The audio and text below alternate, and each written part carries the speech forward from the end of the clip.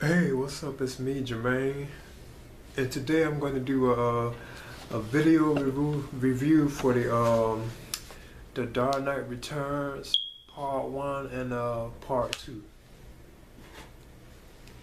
As you can see here, I have the Dark Knight Returns Part One, and also have the Dark Knight Returns Part Two. And both of these films, they were basically they were based on the Frank Miller comic, The Dark Knight Returns, Batman: The Dark Knight Returns. So basically, this was just a film adaptation of that comic that they already did the year one, which I already gave a review of. Previously they did like a film adaptation of Batman Year One, which was also based on a Frank Miller graphic novel. So these here, I'm going to do the reviews for Batman: The Dark Knight Returns Part 1 and Part 2, which were both very entertaining films. Okay. So I'll start with the Dark Knight Returns Part 1 first. Now in this film, it's about an aging Bruce Wayne who returns to the role of Batman after a 10-year hiatus. So he basically was not Batman for 10 years in Gotham City. And this happened because of the tragedy with Jason Todd, and I think from him like aging himself, period. So that's why he retired from the role of Batman for like 10 years. And once he does this, crime in Gotham City, like it over like there's like a gang called the Mutants, and they overtake like Gotham City. Well, they don't really overtake it, but they cause like a high crime rate, like a high crime rate in Gotham City. And the Mutants also have like a leader known as the Mutant Leader. So you know what I'm saying, he leads the mutants or whatever, because he kind of has like a deformed like mouth with these like sharp teeth. Now, like I said, he's a cool looking like character or whatever. But also in this story though, what brings like Batman, Bruce Wayne back to the role of Batman is like the gangs, like the gang crime, like the crimes by the gangs known as the Mutants.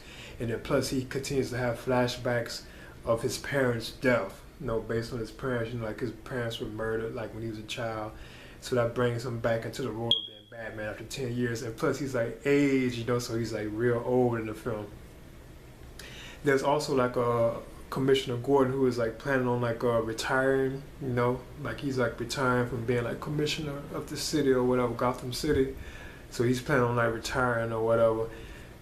You know what I'm saying? It's like they had like a little story with that going on, at the same time. And also at the same time, the Joker, he's in this film too, but he's like in a catatonic state where he can't speak or say anything, but he's still like locked up in Arkham Asylum. But he doesn't like say anything or anything, he's like quiet because he's like something happened to him, because when Batman like left Gotham, like went away, like Bruce Wayne went away as Batman, that's when it's supposed to have happened to the Joker.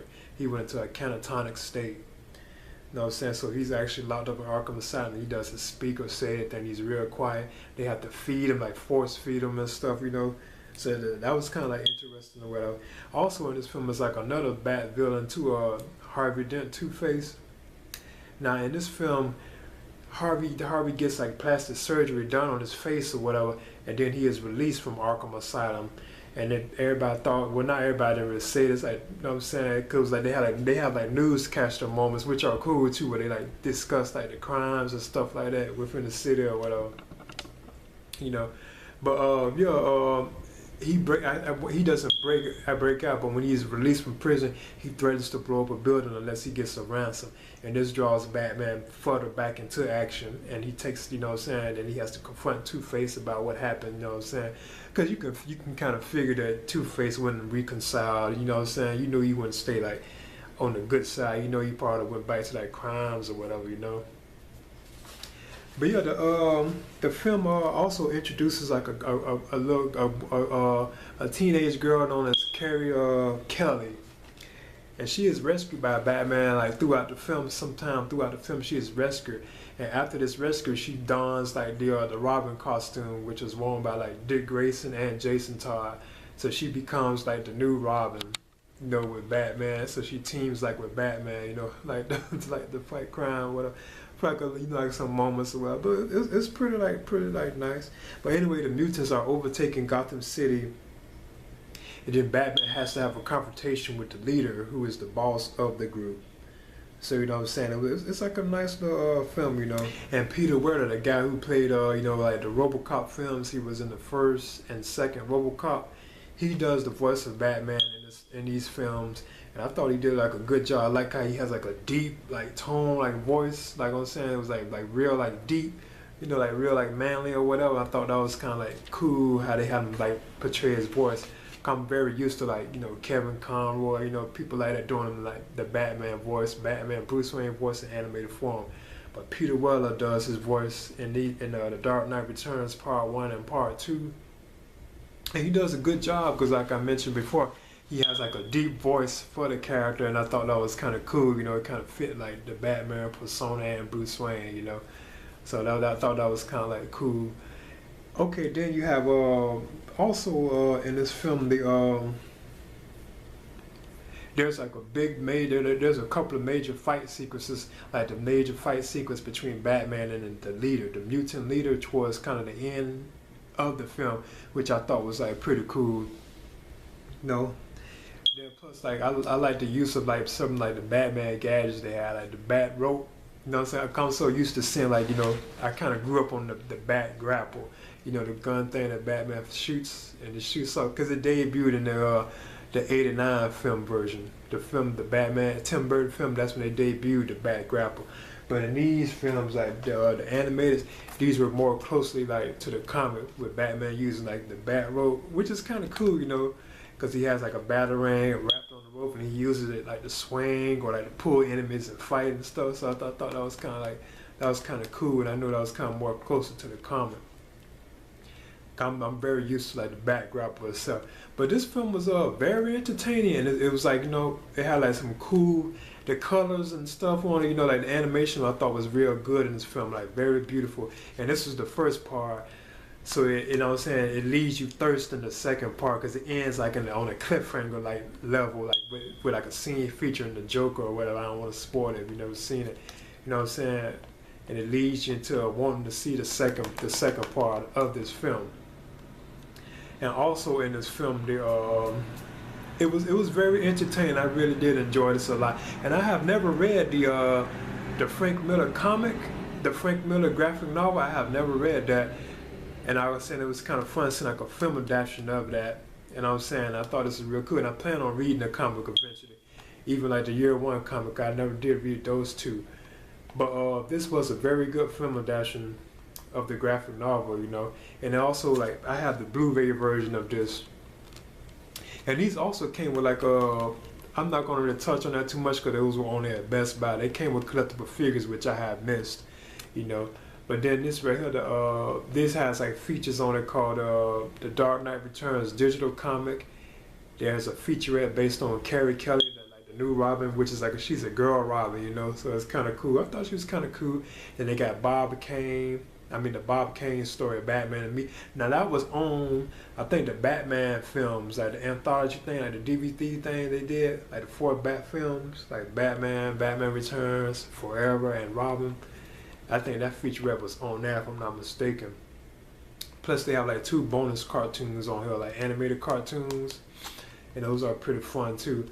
But this film was like very entertaining, and I enjoyed it. I really did enjoy it. It sets up like a good cliffhanger, keeping you like, you know, anticipating part 2 of this. And this is really good, and I enjoyed it. I thought this was a real fun film. You know what I'm saying? And I like how I thought Peter Weller did a good job as the voice of Bruce Wayne and Batman, because he has like such a deep voice. So I thought, you know, that was like cool the way it fit the persona. But like a lot of cool action sequences, like when Batman first Bruce Wayne first comes back into the role of Batman, you know, and he was like fighting some of the criminals, and you know what I'm saying, that was kind of cool. You know, he stopped a couple like robberies. He took out like this gang and at this like vacant like building. Then the police showed up and they saw that he was back, you know, which is kind of cool. And in this film, he has on like the more traditional bat symbol, like I have on my shirt, that I'm kind of more familiar with and grew up with that era. You know what I'm saying? In this version he does. But yeah, it was like pretty good, you know. I would recommend watching this. And now I'm going to touch on the second part of this. Okay, hey there.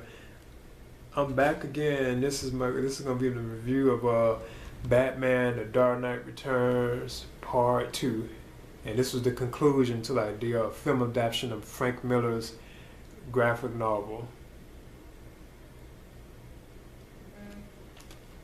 And this was like another film which was like very cool, you know. This was like a very cool film, you know. I enjoyed it a lot, you know. And it concludes the Dark Knight Returns film adaptation. And as you can see, like part one, it had a cool cover. And I enjoyed part one's cover a little more because as you can see, like Batman, you know, and it's like lightning in the background, you know, and stuff. His cape is flowing. He has a batarang right there in his hand too. As you can see, he got like a batarang. I thought this was a cool like cover right here. You know, on the back it had Carrie Kelly as, you know, Robin, the new Robin, you know, and you see like Batman over her or whatever, and you see like Bruce Wayne and stuff in the car. It was pretty, you know, pretty like a nice little cover. I thought this one was the best cover. Then you have now I'm on to part two, and this one has like a orange kind of background. It looks cool with Batman like swinging in Gotham City. So it looks kind of cool, you know, and this in the background, you know, that looks kind of cool too, you know. You see him standing with the Bat rope, and you also can see like a Joker picture right there too. It's kind of hard to get there. Yeah, you can see like a Joker picture over there, right there. Yeah, it was nice. This is a nice, cool film. Oh yeah, Superman is also on the back too. I'm gonna touch on that too, which was kind of cool. I have always known about that too. But now this film was very explosive. It had tons of like action sequences. Like it was like a special like excellent sequence, which is very cool. With between like Batman and the Joker. I didn't want to kind of spoil it. You know, if you never read the comic or you never seen the film, where Batman has like the final confrontation with the Joker. Now that was very cool. That was cool. And I also like the Joker in this film. The guy that did the Joker, I forgot his voice or whatever. He does a very good job on the Joker, like the Joker character. Because in this film, the Joker, after Batman returns to Gotham City, the Joker awakens from his catatonic state in Arkham Asylum, and then he convinces his psychologist to take him on a talk show, which he plans his escape at. So once he makes it to the talk show, the Joker kills everybody in the audience. Well, it's like gas, like some kind of poison gas that comes in and kills the entire audience, you know. Then he escapes and he makes his way to like a fairground with Batman and him like have like a final confrontation. But I'm gonna go ahead and touch on all that.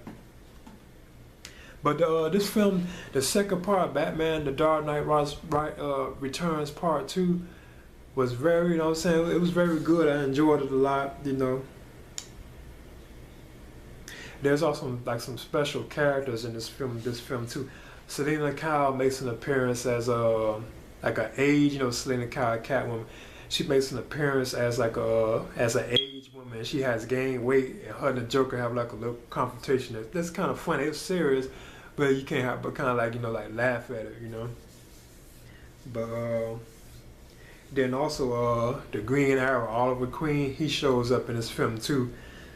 Towards the end to fight to help Bruce Wayne, Batman, like fight Superman, which was kind of like interesting, you know. And Alfred, he's also in these films too, and he's very aged. Like Alfred, he's like very old, because you know Bruce Wayne is supposed to like I think 55 they say, so Alfred is way much like older than him, you know. But like in this film, like the Batman, he has like a confrontation with the Joker at the fairground. It's like very explosive. It was cool. It was like a cool scene, like. I'm saying it was very like the Joker was relentless. I don't know if I ever seen him this violent. I know he like murders and kills people. I'm familiar with that. But in this film, it kind of, I don't think I ever seen like what he did in this right here. The Dark Knight Returns Part 2. The Joker kills tons of people. I ain't want to spoil it, but he kills like quite a few people in this film. And I was kind of, you know, like, whoa, you know what I'm saying? I know he kind of does that, but I don't think I ever seen it like that graphic.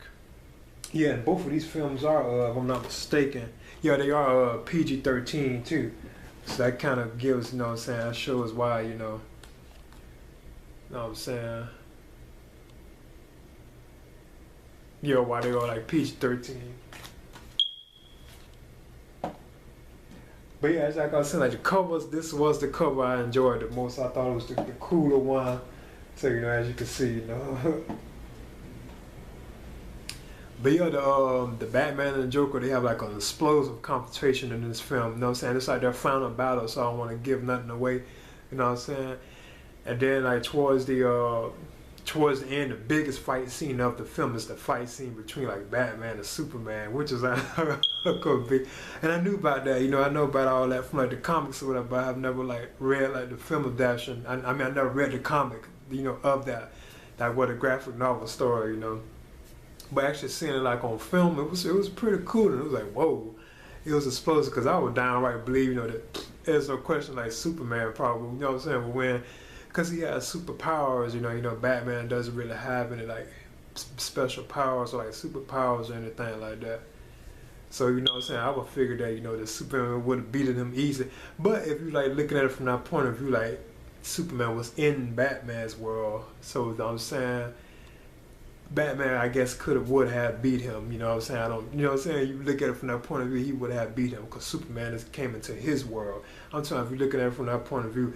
But they have like a excellent like fight sequence towards the end of the film. It was very awesome. It was cool.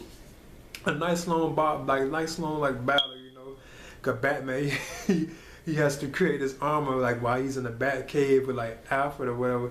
He puts together like this special armor to fight to help himself to be able to withstand Superman and to be actually kind of up to Superman's standards. So like if Superman punching him and stuff like that, he can kind of handle the punches.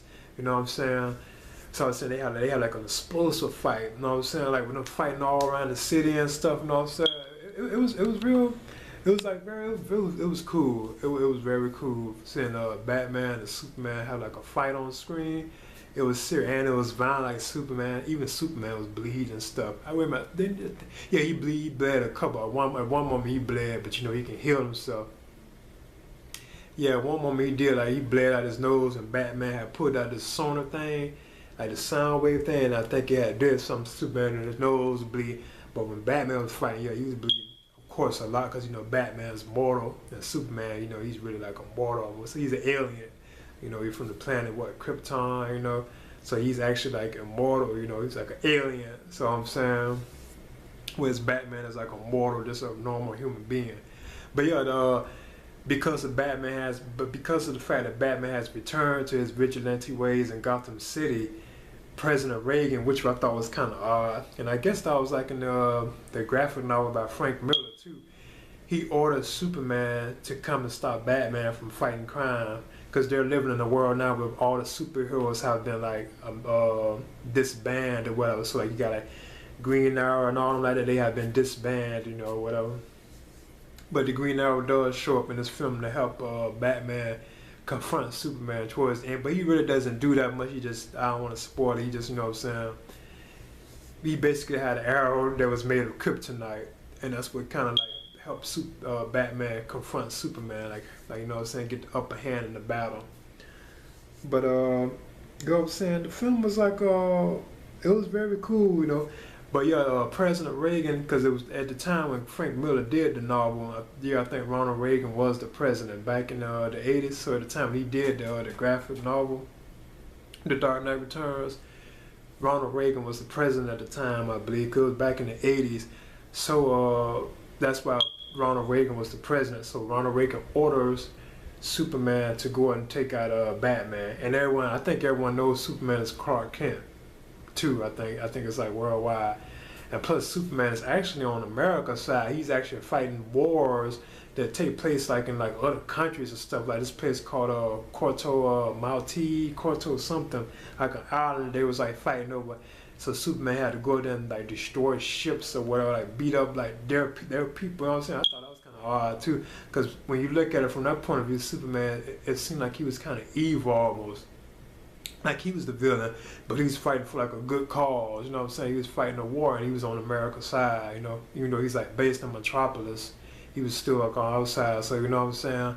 It still seemed like he was kind of evil at times. You know what I'm saying? When he was doing that, because he was actually killing. He was killing like other. What I'm saying? I ain't gonna say really killing, but you know, I just do. I don't want to spoil it well. But yeah, after Ronald Reagan orders him to go and take out Batman, because you know Clark knows that Batman is Bruce Wayne. The two have like a little meeting, you know, like outside. They got horses. Like Bruce Wayne is like with his horse or whatever, and you can tell Bruce Wayne is like very old. He's so aged, whereas Clark Kent, he's not aged at all. You know, he still looks like young or whatever. You know, and Clark threatens him like, you know, Bruce, if you don't stop doing like the Batman, you know, doing that, I'll have to come here and stop you. You know, because of the president. So in the end, like but Superman, like the war that Superman was fighting causes like something in Gotham to happen, and Batman continues to do what he does, you know. And then that's when Superman decides to come and actually have a confrontation with Batman, and Batman has to build like this armor so he can withstand like Superman's like punches and stuff like that. You know what I'm saying? Or like the X-ray, all of Superman's powers, you know, you got flight and all that kind of stuff, you know. Which I always thought was kind of cool. But yeah, they had like an explosive confrontation, which was very fun. You know what I'm saying? It was fun. It was cool seeing them like two like fight. That was fun. That was tight. And also like the Joker sequence, like towards like the back at kind of the beginning of the film, kind of when the Joker confronts Batman. That was cool too. Like their final confrontation, that was explosive. That was a tight sequence. And I really enjoyed this film a lot. It had like some cool newscaster segments too. You know what I'm saying? They was expressing like they was talking about this and that, about like the violence in Gotham City and stuff like that. You know, I thought it was pretty cool. Now this Blu-ray, this has like it has like a featurette called Superman versus Batman When Heroes Collide. Then it has like a featurette based on the Joker laughing in the face of death, and it has 3 bonus cartoons and a digital comic excerpt from the graphic novel The Dark Knight Falls by Frank Miller. Yeah, I think that was like another version, because he did like another one after these. He did The Dark Knight Strikes Again, and then like another one. I think it says The Dark Knight Falls. Now I know about The Dark Knight Strikes Again. I think The Dark Knight Strikes, or is it Strikes Again? I know about that one. But yeah, these were both very entertaining films, and they were like basically like a film adaptation of Frank Miller's graphic novel. You know what I'm saying? So you got The Dark Knight Returns Part 1. Then you got The Dark Knight Returns Part 2. And they had a cool cover. Now this is the cover I liked the most, which was Part 1. And I had the Blu-ray versions of these films. And both of these didn't come out at the same time. They released them apart. Like this one came out like towards the end of the year. I think in October, if I'm not mistaken. And this one came out like in the beginning of the year, like either January or February, I believe. But both of these, what I'm saying, they were very entertaining films, you know, especially when they got to the second one, Part 2, because this one was good too, like, you know what I'm saying, 'cause it was nice seeing Bruce Wayne being old and he's like aged, and he comes back into the role of Batman, you know, so it's cool seeing that. But when they got to this one, they had some explosive fight battles, like the one with Batman and the Joker, and then you had the one with Batman and Superman, which is very cool too, you know, that was cool. You know what I'm saying? That was a cool sequence as well. But yeah, I would highly recommend these, and these are my reviews for the film adaptation of Frank Miller's graphic novel, Batman, The Dark Knight Returns.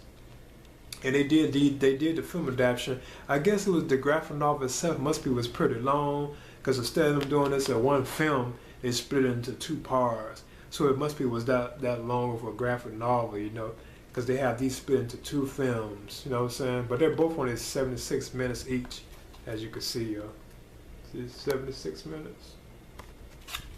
Both of them are only 76 films. But I was noticing that a lot of the Batman animated films, a lot of them were just like 76 minutes. So I always thought that was kind of,